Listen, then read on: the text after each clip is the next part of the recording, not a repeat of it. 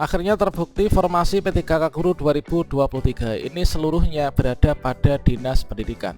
Selanjutnya nantinya Dinas Pendidikan akan mendistribusikan untuk formasi-formasi ini kepada guru honorer. Yang mana di sini melalui mekanisme pertama, yaitu mekanisme penempatan dan juga mekanisme dengan CAT. Nah, selanjutnya di sini nanti untuk penempatan itu bisa ditempatkan di sekolah induk maupun juga penempatan di sekolah non induk. Jika memang tidak terjadi kelebihan guru, maka tidak mustahil kita bisa ditempatkan di sekolah induk. Kalau misalkan di sekolah induk sudah tidak memungkinkan untuk penempatan kita, maka kita akan dicarikan di tempat yang lain. Pada video ini kita akan berbagi update informasi terbaru, yaitu kira-kira bagaimanakah nasib guru honorer yang terjadi kelebihan guru di sekolah induknya pada proses penempatan P3K Guru tahun 2023. Misalkan adalah yang seperti ini, yaitu di sini ada sebuah studi kasus. Misalkan dalam sebuah sekolah ini terdiri dari rincian ABK yang seperti ini.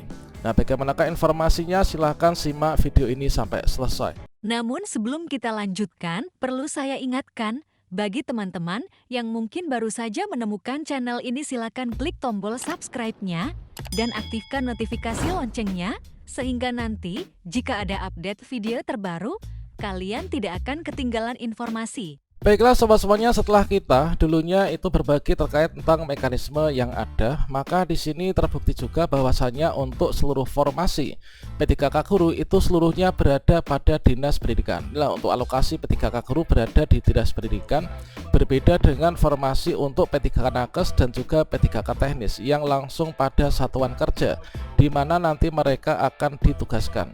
Nah, seperti ini contohnya, kita ambil dari salah satu daerah untuk rincian formasi. Misalkan untuk guru agama Hindu 1, kemudian juga untuk guru TIK ini ada 12, kemudian untuk guru bahasa Indonesia 1, guru bahasa Inggris ini ada 1. Nah, dari formasi-formasi yang ada pada Dinas Pendidikan nantinya akan didistribusikan. Ini sesuai dengan tahapan pengisian formasi. Ini dilakukan berdasarkan urutan kategori pelamar ya teman, sepanjang formasi kebutuhan ini tersedia.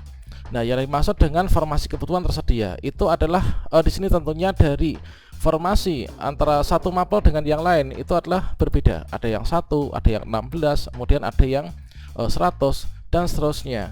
Dan selanjutnya di sini untuk urutan pemenuhan kebutuhan, yaitu untuk penempatan, yaitu pembagian formasi, pendistribusiannya itu diurutkan, yaitu mulai dari teman-teman yang sudah lulus passing grade dulu, diurutkan dari THK 2, kemudian diurutkan lagi, diurutkan sampai yang terakhir P1 itu adalah swasta. Kemudian jika masih ada formasi misalkan seperti ini, yaitu dilanjutkan ke THK 2 dan juga honorer sekolah negeri masa kerja lebih dari 3 tahun. Nanti menggunakan CAT observasi dan juga wawancara. Kemudian kalau misalkan masih ada sisa formasi lagi, maka di sini bisa dilanjutkan untuk mekanisme seleksi dengan cat pengetahuan. Nah, terkait tentang penempatan di sekolah induk maupun juga di sekolah non induk, misalkan di sini kita ambil yaitu dari P1, kemudian dari P3 misalkan. Nah, yang dimaksud dengan penempatan sekolah induk itu adalah kita bekerja di sekolah A, nanti apakah kita bisa ditempatkan di sekolah A, ataukah kita bisa ditempatkan di sekolah C, atau kira-kira seperti apa. Dan kita ambil misalkan adalah untuk contoh yang pertama ada yang seperti ini. Misalkan dalam suatu sekolah di sini terdapat 2 guru honorer. Nah, dalam satu sekolah ini terdapat 2 guru honorer, kita namai saja yaitu SDN calon guru 1 misalkan. Nah, di sini dari kedua guru honorer ini adalah untuk guru honorer yang pertama ini adalah dia tuh statusnya P1. Kemudian untuk guru honorer yang kedua ini adalah statusnya sebagai P3. Sehingga kalau misalkan di sini kita melihat analisis jabatan yang ada pada sekolah ini adalah misalkan seperti ini. Nah, di sini untuk P1 ini adalah guru yang sudah lulus passing grade di sini. Kemudian untuk P3 itu ada yang di sini yaitu mengajar kelas 4 ya. P3 ngajar kelas 4, kemudian P1 ngajar di kelas 3. Ini adalah sesuai dengan dapodiknya, misalkan adalah yang seperti ini. Nah, kira-kira apakah yang kondisi seperti ini nanti bisa ditempatkan di sekolah induk? Nah, kalau misalkan kondisinya seperti ini berarti belum terjadi kelebihan guru. Yaitu misalkan di sini untuk P1 ini dia itu adalah ijazahnya misalkan yang ada di sini apa ya? Misalkan guru kelas ya. Guru kelas ini ada 50 formasi dari dinas. Nah, satu formasi dari 50 ini akan diberikan kepada guru P1 ini, dan dia ini bisa ditempatkan di sekolah SDN calon guru 1. Mengapa demikian? Dikarenakan di sini masih ada dua kekosongan, yaitu guru kelas 3 dan juga guru kelas 4 ya. Jadi di sini yang sudah PNS itu adalah guru kelas 1, 2, kemudian kelas 5, kemudian kelas 6 ini sudah P3K. Jadi di sini masih ada dua kebutuhan dan tidak menggeser siapapun. Jadi untuk formasi yang ada di sini ini adalah diberikan kepada P1 ditempatkan di SDN calon guru 1. Dikarenakan di sini tidak terjadi kelebihan guru ya kalau misalkan ditempatkan di sini. Nah, seperti ini teman. Kemudian untuk P3 ini nanti dia tetap memiliki formasi yang ada di sini. Ini tetap untuk formasi tidak ada di sekolah ya. Formasi nggak di sekolah. Ini adalah dia itu tetap di sini. Kemudian nanti P3 ini nanti bisa ditempatkan di sekolah induk. Itu caranya gimana? Caranya mereka nanti ikut seleksi observasi. Seleksi CAT, observasi. Kalau misalkan dia lulus ya nanti dia akan bisa ditempatkan di guru kelas 4 ini.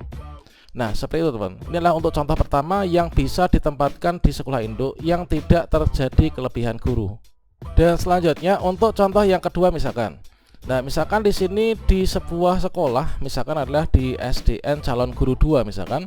Nah, di SDN calon guru 2 ini terdapat satu guru honorer yang mana beliau itu statusnya sebagai P1. Nah, menurut aturan P1 ini kan ditempatkan di sekolah induk kalau ada kebutuhan. Kalau misalkan di sana nggak ada kebutuhan atau nanti memungkinkan terjadinya kelebihan guru, maka dia nggak bisa ditempatkan di sekolah induknya. Nah, di SDN calon guru 2 misalkan dia statusnya P1, ini adalah untuk kondisi analisis jabatannya itulah seperti ini. Nah, ternyata dia itu sudah nggak punya kelas misalkan. Nah, kalau misalkan ditempatkan di sini kan nggak mungkin bisa ya. Nah, di sini guru kelas 1 sudah PNS, guru kelas 2 ini sudah PNS, guru kelas 3 dan seterusnya ini sudah ASN. Apakah dia bisa ditempatkan di sini? Tentu saja tidak bisa. Kalau misalkan pun bisa, nanti ujung-ujungnya ketika SPMT keluar, ini nanti dia akan direlokasi ya ke sekolah lain. Nah, jadinya di sini kira-kira untuk yang peserta di SDN calon guru 2 ini nanti penempatannya bagaimana? Nah, kalau misalkan tidak bisa ditempatkan di sekolah ini, maka nanti dia itu kemungkinan besar ini adalah akan ditempatkan pada SDN calon guru 3. Ya, mana misalkan di SDN calon guru ketiga ini adalah untuk kondisinya yang seperti ini misalkan di sana itu sebenarnya ada guru honorernya 1 misalkan. Nah, kemudian untuk guru honorer 1 ini adalah dia ngajar di kelas 3 yaitu statusnya P4 ya atau pelamar umum. Nah, apakah P1 yang ditempatkan di sekolah SDN calon guru 3 ini akan bisa menggeser dari guru honorer P4 ini atau P3 misalkan di sini? Tentu saja tidak. Dikarenakan di sini kalau misalkan ditempatkan di SDN calon guru 3 ini yang dilihat itulah masih ada kebutuhan yang di sini yang enggak ada guru honorernya sama sekali. Jadi maksud dari penempatan dari SDN calon guru 2 ke 3 ini adalah untuk mengisi kekosongan yang di kelas 2, bukan untuk menggeser guru yang ada di kelas 3 ini teman-teman. Oke, seperti itu. Itulah untuk gambaran yaitu manakala kita ditempatkan di sekolah induk maupun tidak, dan juga di sini kita itu terjadi kelebihan guru atau tidak. Itu gambarannya adalah seperti itu.